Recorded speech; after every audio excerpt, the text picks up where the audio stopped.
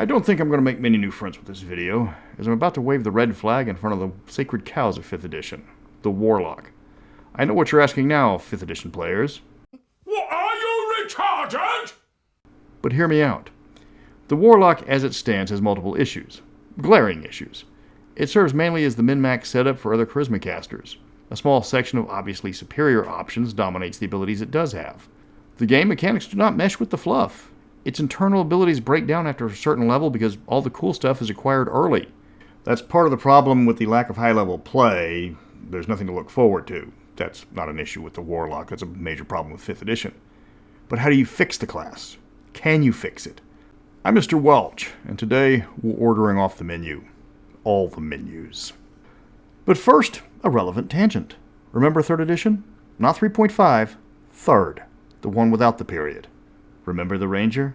Probably not. This was 20 years ago, and people only have fond memories of 3.5 for a good reason. The Ranger in 3.0 was broken, not as in overpowered, but mechanically. It was the class for all 2-weapon fighters. At least for first level. You got all the weapon proficiencies, you got 2-weapon fighting, and plenty of skills that other classes longed for, like Search and Spot. A fighter with a single level of Ranger could start with 4 points in Search, which he couldn't achieve until 8th level normally with the fighter class. The 3rd edition Ranger is similar in terms of purpose to what the Warlock is today for the same reasons. If you ask the optimizers the best way to build a Warlock, the common opinion is to take 4 levels of Warlock and then switch to what you really want to play. You get the Eldritch Blast cantrip, then take Agonizing Blast and Double Vision at 2nd level, and the rest of the options can bugger off. Then you take your Magic Weapon pack for Paladin or Bard, and then the more Magic Spells pack for your Sorcerer, or also your Bard, and then you immediately quit being a Warlock and level up with your character with all the cool boosts you got from Warlock, and all the regular abilities you wanted from your actual class. If people wish to multi-class and the DM allows it, that's not a problem. What is a problem is you have a class primarily used for multi-classing. Few people take 4 levels of Paladin and 16 levels of Warlock. It's almost always the other way around. Another issue is the matter of the Warlock's stated purpose being completely contradicted by the gameplay. Your character has made a Faustian deal with an eldritch creature for power. Only minor power as you get first level Warlock abilities with the promise of more later. It's less selling your soul and more of a lease-to-own contract. Because a first level character selling their soul for power is more than likely going to get a gift certificate to Baskin-Robbins than Eldritch Blast. Your options for powerful patrons are Archfiend, a powerful fairy, a great old one, an undying individual, greater undead, a genie, a celestial, a magical sea creature, or a shadowy sentient weapon. All of which give you the same options aside from the subclass patron exclusive. So you get the same magic weapon bonus if your patron is Papa Snork or Skippy the Judgmental Pistol. Your patron doesn't determine what kind of pact you'll get. Everything is always open, keeping in line with 5th edition and avoiding any and all restrictions on characters. Patrons don't determine spells. Everything is allowed, even if it makes no sense. You can have a celestial patron that gives you demonic abilities, even if that goes against everything a celestial stands for. Another glaring issue that many people point out, but are often shouted down about, is the Warlock has struck up the Faustian deal, but there's no rules for that. It's up to the DM. But like so much in 5th edition, there's no suggestions for enforcing that. The DM is just told, hey, it's all on you. We're not going to give you any background on this. Despite its concept, a Warlock is often described as a cleric with extra steps. You don't get a lot of spells. You only get 1 new ability at level 14 after you hit level 11. Just different uses of existing abilities and a few new spells. And by a few, I mean 5. 5 new spells for a spellcaster across 10 levels. And 3 new invocations. And you thought dead levels were left behind with 3rd edition. If you want an example of why there's no high-level play, look at the Warlock after mid-level. You get all your goodies early, and then there's just a handful of spells past that. Granted, the wizard only gets 7 spell levels after level 10, so that's not just a Warlock problem. Now we have to address the numerous problems with the Warlock as is. It's a hellaciously front-loaded class with abilities that are often best used by other classes. For most people, they're just there for other charisma casters to take what they want and discard the rest. Like Forgotten Realms monster lore and the rest of the other settings. The front-loading leaves the class with little to look forward to for high-level play, except for a new spell at every other level. The patrons, in terms of who they are, all share the same abilities, even though some pairings make little sense. The Faustian deal part of the class seems to be forgotten about after the opening paragraph in the Warlock's description. It's an excellent class for power gaming, if you only care about how many dice are hitting the table when it comes time to drive up the bad guy's health insurance premiums. It needs work for people looking for a well-designed class from start to finish. If you ask people to identify the primary use of warlocks in general play, aside from letting the sorcerer run with no sleep, or a paladin get more damage on their smite, it would be Eldritch Blast. Makes sense. It has no less than 5 invocations devoted to ramping up that spell. To compare other warlock exclusive spells, only Hex has invocations dedicated to boosting it, and those don't arrive until at least 5th level. You're certainly not going to find any invocations devoted to boosting the spell Friends exclusively. Most warlock build suggestions, alright, every single one I looked at. Tell new players when building a warlock you want Eldritch Blast, and your 2 starting invocations need to be Agonizing Blast and Devil Sight.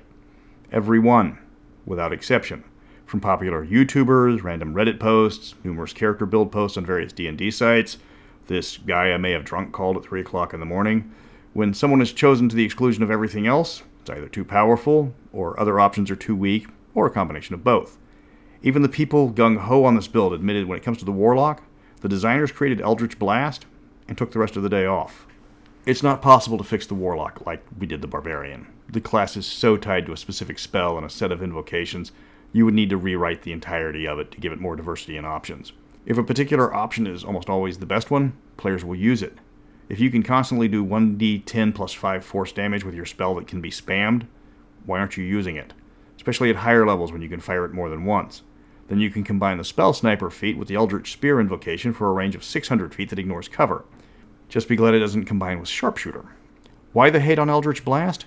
It's not Eldritch Blast is the problem. It's the lack of comparable options. Warlocks have few spell slots. Their limited selection is a meme. And about 10% of their total number of invocations are devoted to a single spell, a cantrip that can be repeated ad nauseum. If a fighter is the meaty part of a sword, the Warlock is all too often the magic version of that complaint. It's better than most first level spells that require an attack roll. What other cantrip compares to that in the Warlock spell list? Mind Sliver, but that's from Tasha's, and if that wasn't more powerful, people wouldn't have bought the book. Now, you could ban Eldritch Blast to give the other spells some use, but that would make the Warlock player very angry at you. You could have them encounter Etienne's Annoyance Eliminator, a 5th level spell that prevents all cantrips from being cast in a 60-foot radius. And any cantrip effect that enters the area will fizzle out, leaving countless bored students with no other option but pay attention in class. For those curious, it has a casting time of 1 minute, is not a ritual spell because I hate ritual spells, unless you use my far superior ritual spell homebrew, where all ritual spells take 10 minutes per level of the spell to cast. The effect is cast on a single 5-foot square and cannot move. It lasts for 1 hour and is verbal, somatic, and material, with the component being a small pillow. Or you could create new invocations that affect different spells and add various options to the Warlock so that the obvious choice for every encounter is just not Eldritch Blast. For a class that prides itself on opportunities that it provides to the characters, this one has some of the fewest options because of the differences in quality. Seriously, every Warlock should be different from every other Warlock. Like the original Planar Tiefling, the only thing that Warlocks should have in common when you're playing one is that they have nothing in common. Everyone should be unique, and there should be nothing tying them together other than that they've made this Faustian deal. Because of this issue, Warlock itself suffers a similar fate. People take the good stuff from the early bonuses, then flit off to play what they actually want. I've ragged on the Warlock long enough. It deserves to be ragged on. But as I am a merciful god, I can't just leave something savaged and broken without at least trying to fix it.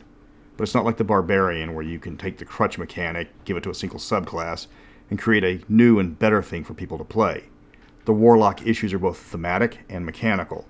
If you gave me 10 pages, I could probably write you a new Warlock class that could address both, but since I usually ban this class from my table because of its issues, I wasn't going to spend that much time to work on it. Doesn't mean you can't, though. Let me get the best solution out of the way first, and probably the least likely to win me friends. Break the class up. It's not a character class any longer, but more of a series of feats or similar that you can achieve in play. This goes heavily into the Faustian bargain. You can get the Warlock powers, invocations, and all that, but you have to negotiate for them. You don't just get handed to them at a new level. You gotta go down to Dockery Plantation and stand at the crossroads at the witching hour under a new moon, and then you wait for a stranger to approach, man wearing all black with no eyes, and he's gonna teach you how to play the bass flute better than any man dead or alive, in exchange for certain services. Do you want the abilities of the Hexblade? You earn them in gameplay, and then you unlock them as a quest line. There's a drawback. There's always a drawback, and that depends on your patron. A Fiend patron will cause some serious alignment checks if you're not the basest villain already. A Celestial patron is going to have you in confession every Friday. A Great Old One patron will make your DM get very familiar with the rules for madness. finally giving him a reason to dust off the DMG for once. For complete immersion dealing with the patron, completely rewrite their spell list for each individual patron. Not just 10 bonus spells that are automatically included, but every patron has a different spell and invocation list. A Jinn Pasha will give you far different spells to cast than the Demon Prince of Bureaucracy. Yes, you're limiting your players' options by making their patron choice really count, but then you don't have to explain to the newbie why their Celestial Patron gives them Devil Sight as an invocation option, or why the Angel is pushing really hard for them to shoot people for 1d10 force damage every round. That's the premise of the class. You get all this magical power in exchange for selling your soul or a variation thereof, so run with it. If you want, for every spell you take away, replace it with something else. The Fiend Patron is the artillery of the Warlocks. Eldritch Blast makes perfect sense for these guys, whereas a Great Old One plays with madness. Instead of having spells available on a list that they will never be taken, replace them. You're giving them more options that they might normally have, instead of just handing them a list where they've already crossed off half of everything on it. If you want an absolute mind-blowing option, steal the Dark Gifts from Ravenlofts. No, the Scary Ravenloft, not the Goosebumps Ravenloft. Returning to 2nd edition Scary Time, there's no school like old school, and class is in session. We're talking about the Dark Powers checks. When your patron, before he is your patron, sees you do something that they like, they come to you with a job offer, a gift, with a terrible curse. Warlock abilities are earned, just like the Crossroads options, but the patron approaches you first. You get abilities when you qualify, but they all have drawbacks. Eldritch Blast is now powered by spending hit dice. Using Fiendish or Celestial powers can change your alignments. The gifts change your character, and rarely for the better. Players start to lose agency on how they want to play as the patron demands more from them from the higher level abilities. The players want to make more powerful characters with their Warlock cross-classing. This option shows them exactly what price that power is going to cost. I had a lot of help writing this one, as again, I rarely allow Warlocks because they tend to either attract min-maxers or don't fit into settings well. But many DMs and designers had plenty to share with me. I did leave out the more than several rants on the Raven Queen, the lady that supposedly created the Nagpa, which was a surprise for the Nagpa that had a long and storied history back to the 1980s. I hope this video helps if you're having Warlock problems. Or if you want the best fix, just ban multiclassing.